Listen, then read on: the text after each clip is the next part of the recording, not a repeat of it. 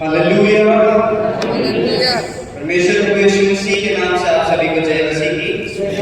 और मैं परमेश्वर का धन्यवाद करता हूँ इस समय के लिए जो परमेश्वर ने हमारे जीवन में दिया कि हम इस समय कहीं और नहीं परंतु उसके भवन में उसके नाम की आराधना करने के लिए पाए जाते हैं। हालेलुया।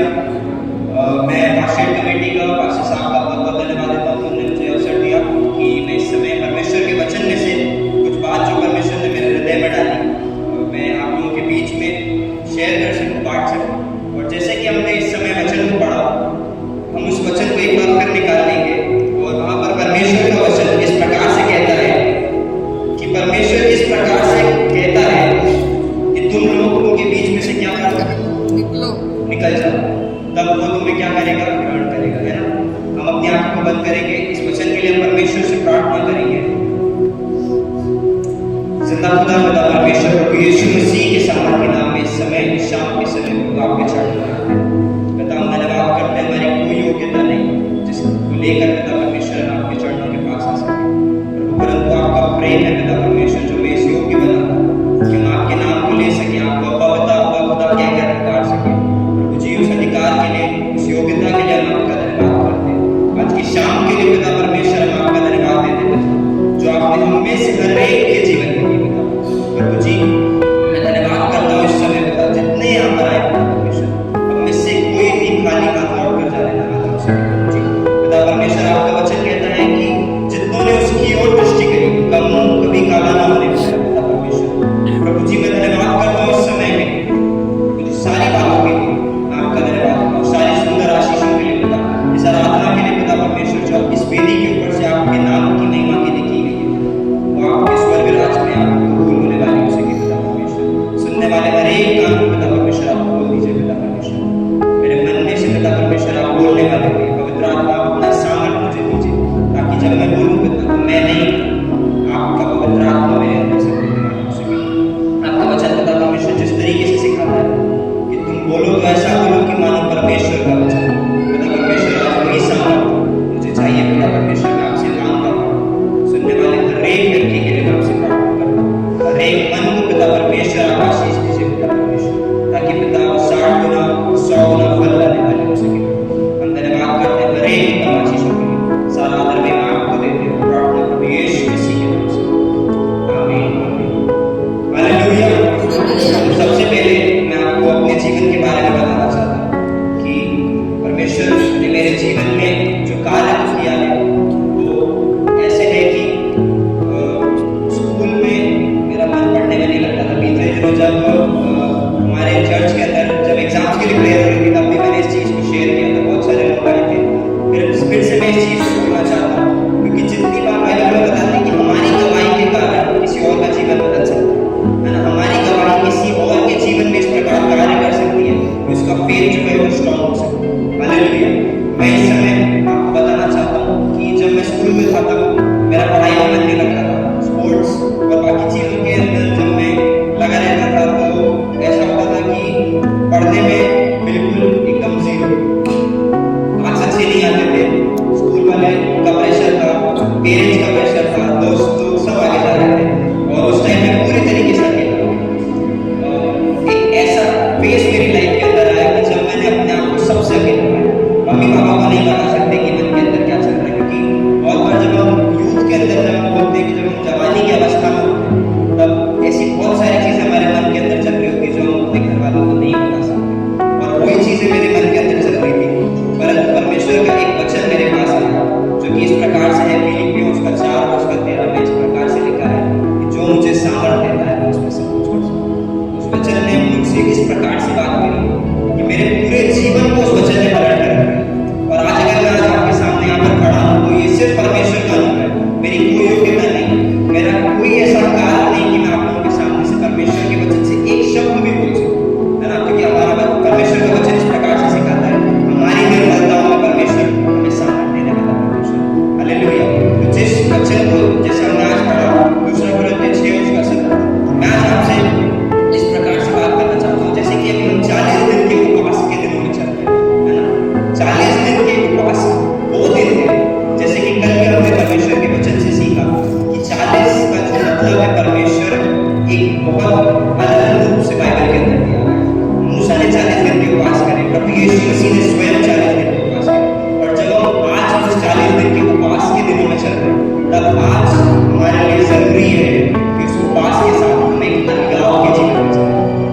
सेपरेशन के जीवन में चलना बहुत जरूरी है। और मैं जिस बारे में आज आपसे बात करना चाहता हूँ है सेपरेशन।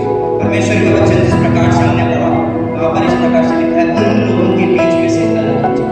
किन लोगों की बात हो रही है आपको पता है? अन्य जाति लोगों की बात नहीं हो रही। परमेश्वर यहाँ पर इस प्रकार से कह रहा है कि उन लोगों के बीच में से अलग हो जाओ।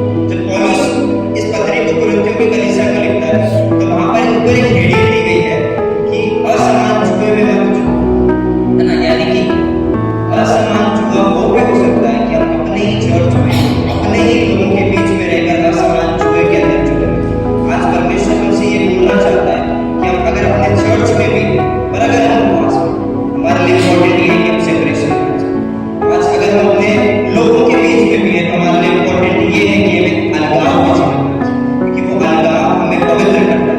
अगर हम सेपरेशन जो वर्ड है, अलगाव जो शब्द है, उसका मतलब अगर हम हिब्रू बाइबल में या यूनानी बाइबल के अंदर देखें तो उसका मतलब होता है हेगियोस, जिसका अर्थ होता है पवित्र किया गया या अलग किया गया। पूरी एक बंडल होता है, जैसे कि हम एक ढेर लगाते हैं। आप किसी भी चीज का एक ढेर लगाओ, उसमें थोड़ी सी चीजें उसमें से अलग कर दो। आप पैसों की गड्डी लो, उसमें से कुछ नोट अलग करें, वो नोट अलग करें।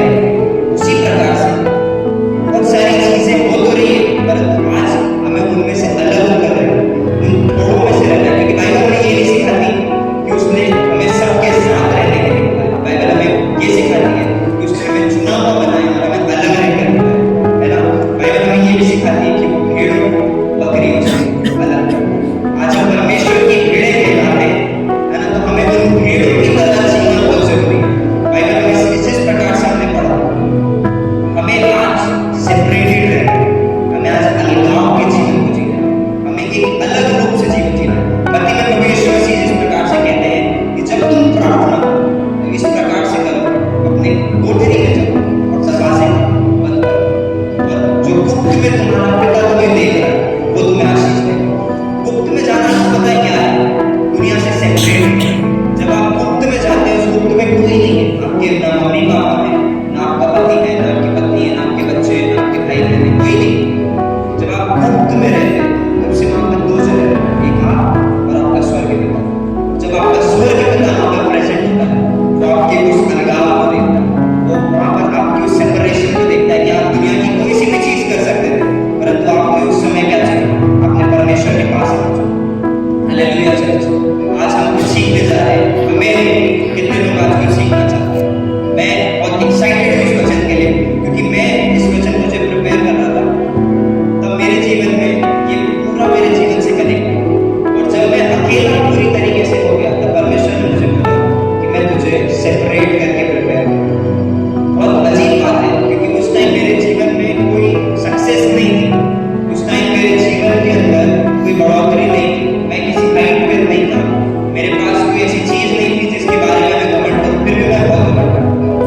मैं फुटबॉल खेलना सिर्फ जानता था, अच्छा नहीं खेलता था, बहुत सारे लोग को पता है, फिर भी मुझे बहुत घमंड था कि मुझे वो खेलना। हमारे स्कूल की टीम में बहुत कम बच्चे थे जिनको फुटबॉल खेलना आता था, मैं उनमें से एक था। मुझे इतना घमंड था कि हाँ मुझे आता है। मैं अपनी स्कूल की फुटबॉल टीम का कैप्टन था, हमने सिर्फ एक ट्रॉफी जीती उस ड्यूरेशन के अंदर, और उसी एक ट्रॉफी को जीत कर इतना घमंड मुझे आ गया कि मुझे ऐसा लगता था कि मेरे अंदर हो गई, और उस घमंड में मैं गिर गया। बाइबल एक चीज बोलती है, पौलुस इस प्रकार से कहता है, मुझे एक कांटा चुभाया। उस प्रकार से मैंने भी अपने जीवन में देखा कि उस समय मुझे एक कांटा चुभाया गया। और आपको पता है, जब हम गिराए जाते हैं या हम नीचे गिरे जाते हैं तो इसका मतलब ये नहीं कि परमेश्वर ने हमें छोड़ दिया। आपको पता है मूसा अलगाव, मूसा फरीसी, मूसा इजिप्ट में था, मूसा इजिप्ट में था, मिस्र देश का वो क्या था? पहला बच्चा था, वो आगे चल के राजा बन गया। पर उसने उस राजा की गद्दी को नहीं चुना, उसने क्या चुना? उस ठोकरों के जीवन को चुना, और उसने एक अलग होकर वो कहाँ चला गया? विल्डरनेस में चला गया। और जब वो उस विल्डरनेस में उस सूखी जगह पर चला गया तब परमेश्वर ने उसको उसका बल करना चालू किया। मेरे जीवन के अंदर भी सेम यही चीज, जब मैं उस सूखे स्थान में था, परमेश्वर ने मुझसे बात की। परमेश्वर ने मुझे इस योग्य बनाया कि मुझे एक अच्छा कॉलेज मिला, मैं अपने कॉलेज में अच्छा रिजल्ट लेकर आ सकता। इस प्रकार से मैं पढ़ रहा हूँ, मैं कोशिश कर रहा हूँ, और उस पर परमेश्वर मेरी हेल्प करता है। मेरे डायरेक्टर्स का फेवर, कॉलेज के डायरेक्टर्स का फेवर मिलना बहुत बड़ी बात है।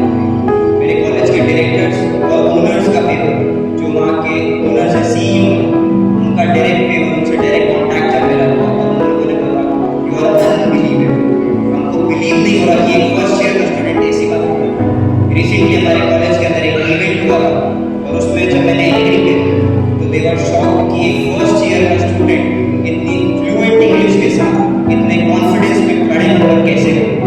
मैंने उनको सीखी एक चीज, मैं कुछ नहीं, सिर्फ only God is with me, that's why I am here standing today. और उनको वो चीज इतनी अच्छी लगी, उन्होंने बोला that's the confidence we want in our students. उन्होंने बोला जितने भी एंकरिंग के जो प्रोग्राम्स के एंकरिंग का पार्ट बनेगा वो मुझे दे सकता। ये मेरी योग्यता नहीं, मैं आपके सामने अपनी तारीफ नहीं करता, अपनी बड़ाई नहीं करता, मैं आपको बता रहा हूँ जब हम सेपरेशन में रहते हैं तो परमेश्वर हमें किस प्रकार से यूज करता है। मैं आपको एक और चीज बताना चाहता हूँ, सेपरेशन का मतलब ये नहीं है कि हम सारे हमारे कार्य को छोड़कर सिर्फ परमेश्वर के वचन को लेकर बैठ जाए और हम बोले हम तो सिर्फ प्रार्थना करेंगे। मेरे प्रियो, सेपरेशन वो है कि जब हम अपने कार्यों को भी कर रहे हैं परंतु हम अपने हृदय के अंदर परमेश्वर के लिए अलग किए हैं। संसार के हृदय के अंदर बहुत सारी बातें चल सकती है कि हमें शाम को इस पार्टी में जाना है, उस पार्टी में जाना है, हमारे मन में चलेगा हमें शाम को अपने परमेश्वर से मिलने उसके कॉलेज में जाना है। Hallelujah, hallelujah church. सेपरेशन का मतलब ये होता है कि leaving the world and living with God, संसार को छोड़ना और परमेश्वर के साथ जीना। आज के दिन लोग परमेश्वर के साथ जीने के लिए मैं आपको बताना चाहता हूँ यूहन्ना उसका 17 और उसका 14 से 16 को अगर हम पढ़ें तो वहां पर इस प्रकार से लिखा है कि मैंने तेरा वचन उन तक पहुंचा दिया है और संसार ने तो उनसे बैर किया, क्योंकि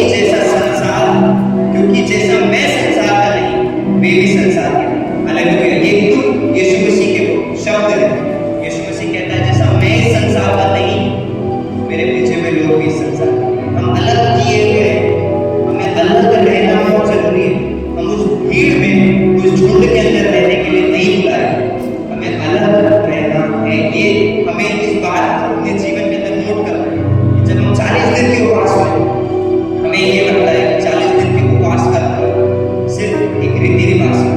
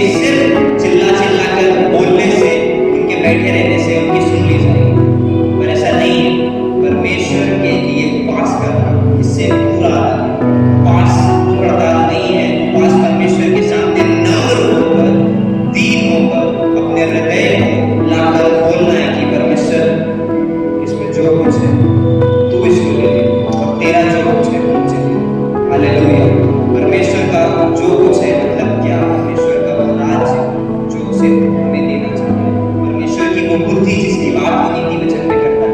परमेश्वर का प्रेम हमारे जीवन में बहुत जरूरी है, क्योंकि हमारे जीवन में प्रेम की बहुत, हम ऊपर से तो सबको प्रेम करते हैं, परंतु आज हमारे लिए इम्पोर्टेंट ये कि हम परमेश्वर जिस प्रकार से प्रेम करता है, अनकंडीशनल, हम किसी से कंडीशन पर प्यार ना करें।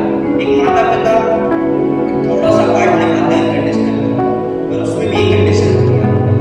माता पिता बचपन से ही बच्चे को पालते हैं, हम सबके पेरेंट्स हमें अच्छे से जो बेस्ट उनके लिए हो सकता है वो हमें देते हैं, पर बाद में जाकर एक एक्सपेक्टेशन हमें भी रहती है कि जब हम बूढ़े हो जाएंगे तब हमारा बच्चा हमें लेकर चलेगा।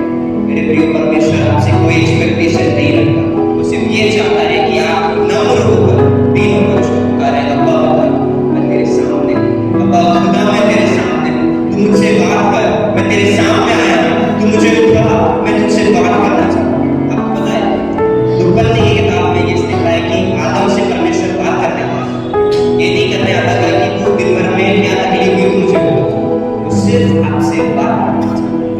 आप जैसे अपने दोस्तों से, अपने भाई बहन से, अपने माता पिता से, तुम आज के आपको पता है आज मेरे को ये वचन मिला, जैसे हम बात करते हैं कि आज स्कूल में ये हुआ, कॉलेज में ये हुआ, मैं वहाँ जा रहा था मैंने इसे देखा, मैं वहाँ जा रहा था उसे देखा। क्यों हम परमेश्वर से ऐसे बात नहीं करते?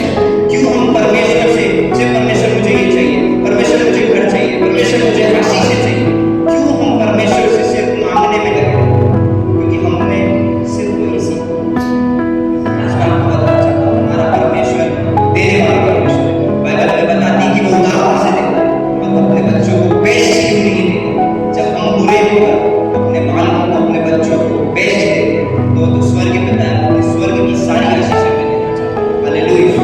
हमारे लिए आज इम्पोर्टेंट ये है कि हम सेपरेट होकर परमेश्वर के सामने जाएं। प्रेरितों के काम जो हम पढ़ते हैं उसके दूसरे अध्याय में, आप निकालिए प्रेरितों के काम उसके दूसरे अध्याय में, वो 120 लोग झोपड़ी कोठरी में क्या कर रहे थे? प्रार्थना कर रहे थे। तब क्या हुआ? पवित्र आत्मा पर आया। आपको पता है इसमें एक सेपरेशन था, वहाँ पर उस समय पर्व मनाया जाता था। बाइबल में बताती है वहाँ पर पर्व मनाया जाता था, पर वो लोग उस पर्व के सेलिब्रेशन में नहीं थे, वो लोग अकेले लगे थे, वो लोग प्रार्थना करने में लगे हुए थे। वो लोग वहाँ पर लोग खा रहे होंगे, पी रहे होंगे, नाच रहे होंगे, गा रहे होंगे, परंतु उन लोगों ने क्या चुना? उन्होंने चुना कि वो 120 अलग होकर परमेश्वर से प्रार्थना करें, अलग होकर परमेश्वर के सामने नम्र होती है।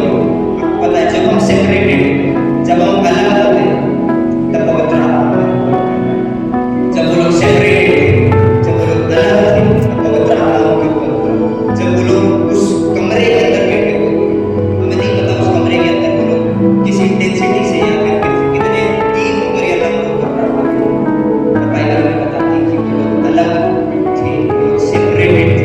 जब मैं आपको बताना चाहता हूँ कि जब हम सेपरेटेड होकर प्रेयर करते हैं, जब हम प्रार्थना में लगे रहते हैं, जब हम अलग होकर परमेश्वर से लिपट जाते हैं कि परमेश्वर आज मुझे सुनना है, सिर्फ तू हो, मैं अपने हृदय की सारी बातें तेरे सामने खोल चुका, आज तू मुझसे बोलो और मैं सुनना चाहता हूँ, आज मैं खाली होकर आया हूँ, तू मुझे बता। तो परमेश्वर आपसे इस प्रकार से बोलना चालू करेगा कि आप इस दुनिया के अंदर कोई आपको जब नहीं सुनता होगा तब आप एक शख्स को पाओगे, हर वक्त आपको सुनता भी होगा और आपको बेस्ट सलाह भी देता होगा। बाइबल में बताती है कि उसने हमें एक सहायक दिया, पवित्र आत्मा। जब हम पवित्र आत्मा से बात करते हैं हमें उस सेपरेशन में लेकर जाता है। मैं आपको एक बारे में बताना चाहता हूँ, 10 कुमारियों के जीवन के बारे में। 10 के पास तेल था, 10 तैयार थे कि तुम आएगा और तुम रेडी रहेंगे, परंतु इन 5 कुमारियों ने क्या किया? उन्होंने एक्स्ट्रा तेल नहीं, उन्होंने तेल खत्म होने लगा और उनको पता चला कि उनके मसाले जब बुझने वाले थे तब वो तेल की तलाश हो गई, परंतु वो जो 5 समझदार कुमारी थी वो सेपरेटेड थी, वो अलग थी, उन्होंने पहले से प्रिपरेशन करके रखी थी। उनको पता था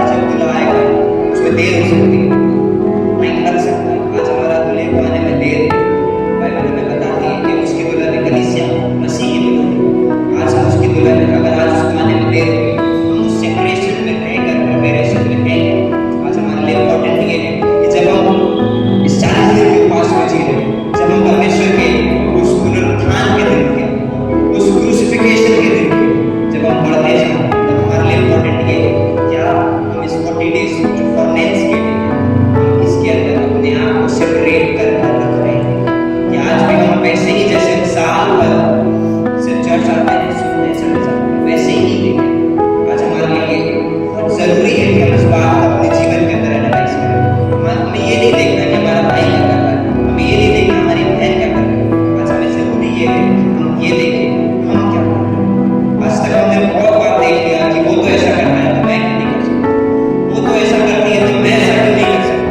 आज हमारे लिए इम्पोर्टेंट ये है कि वो नहीं कर रही, मैं उसके लिए भी प्रार्थना करूँ कि परमेश्वर वो भी सेपरेशन में आ जाए, मैं भी सेपरेशन में आ जाऊँ। आपको पता है मूसा, मैंने जैसे कि मूसा के बारे में, मूसा परमेश्वर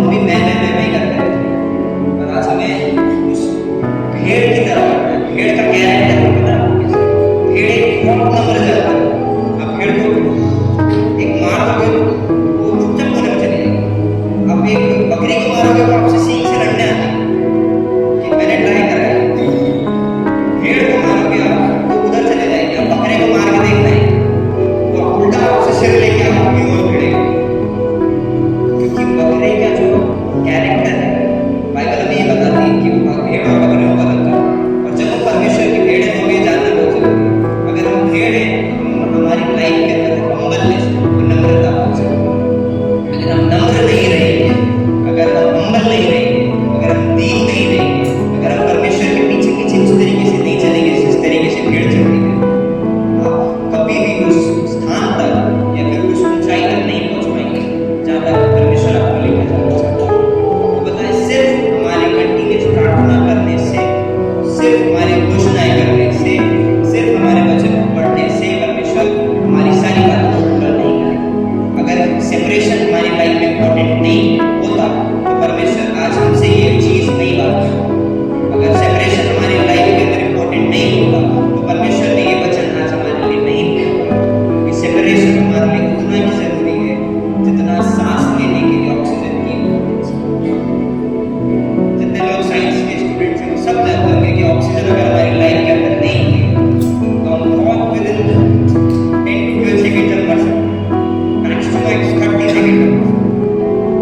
पर अगर हम ऑक्सीजन के साथ रहते तो आज हम सब जी पाते। वैसे ही है, अगर हम सेपरेशन में नहीं रहते, जिंदा तो रहेंगे, मरेंगे नहीं। सेपरेशन में हम रहेंगे, हम मरेंगे नहीं। पर हम धीरे धीरे धीरे धीरे परमेश्वर से इतनी दूर हो जाएंगे कि हमारी अवस्था मरी हुई अवस्था से किसी कम नहीं रहेगी। आज हमारे लिए इम्पोर्टेंट ये है कि हम उस बात को समझें कि हमें एक सेपरेशन में है। तीसरी चीज मैं आपको बोलना चाहता हूँ, मैं पैसे का गलत है। बहुत सारा पैसा, बाइबल हमें ये नहीं बोलती कि वो तुम्हें समृद्ध नहीं करेगा, वो तो कहता है कि मैं तुम्हें अंधकार में छुपा हुआ धन दूंगा।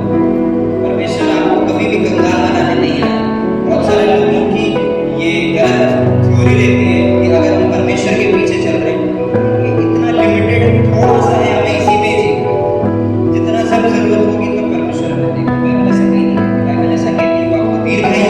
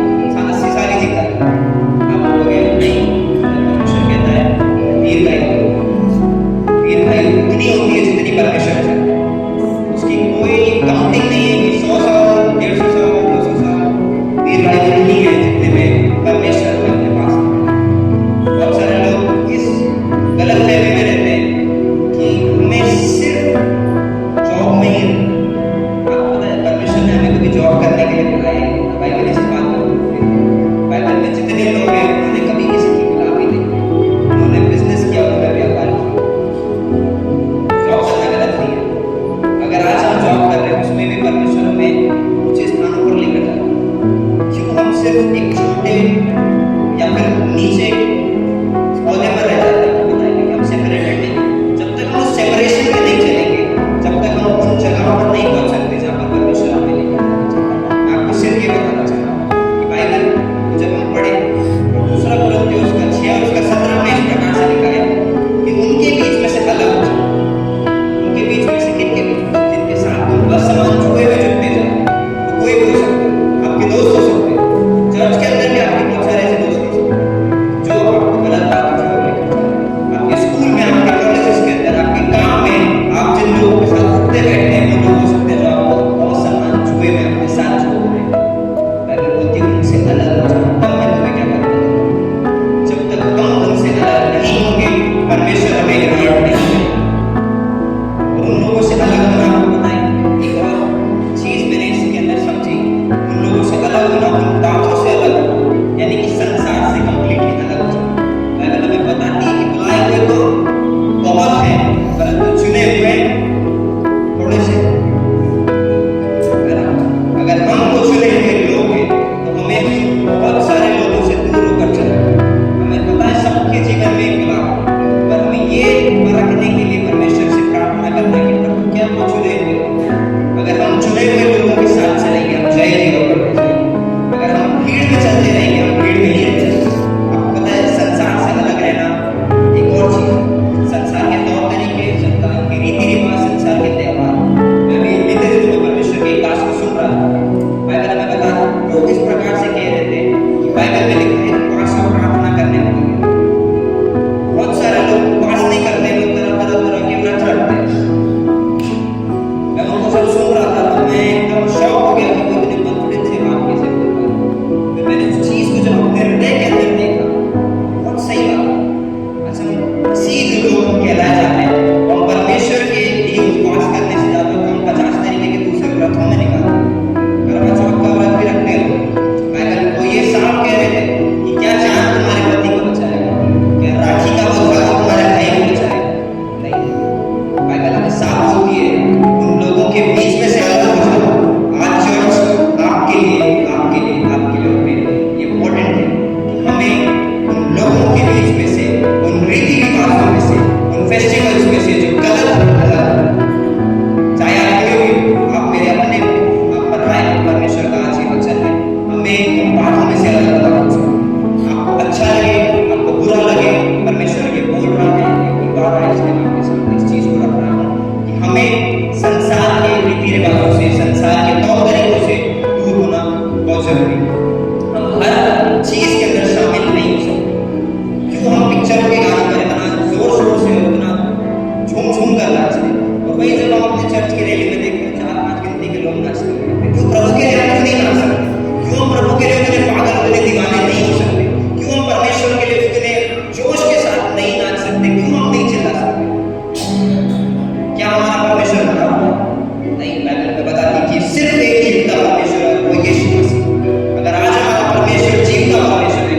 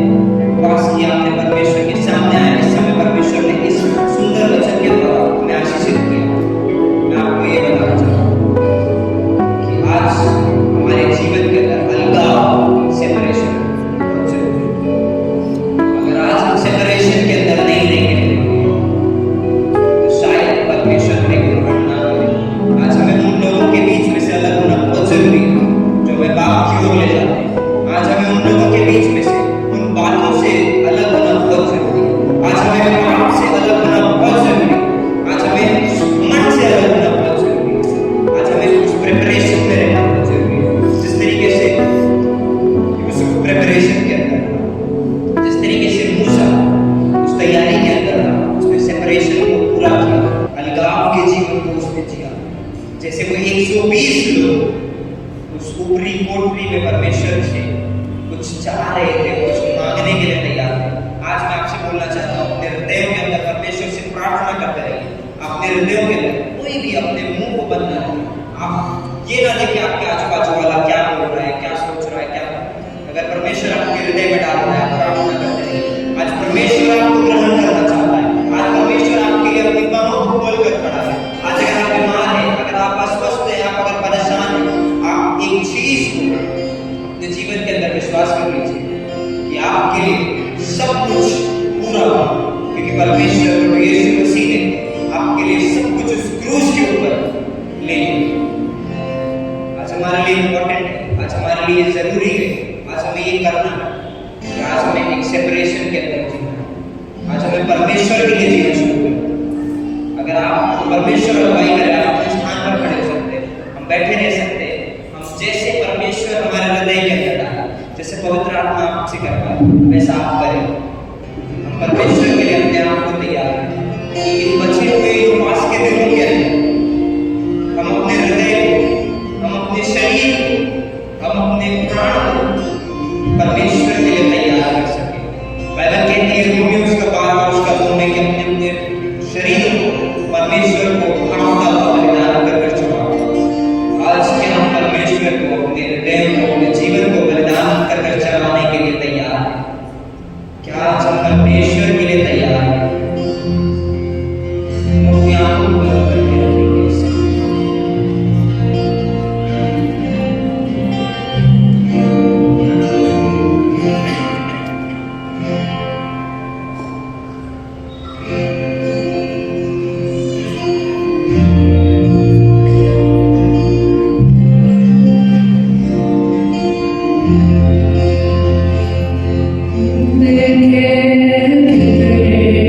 Saare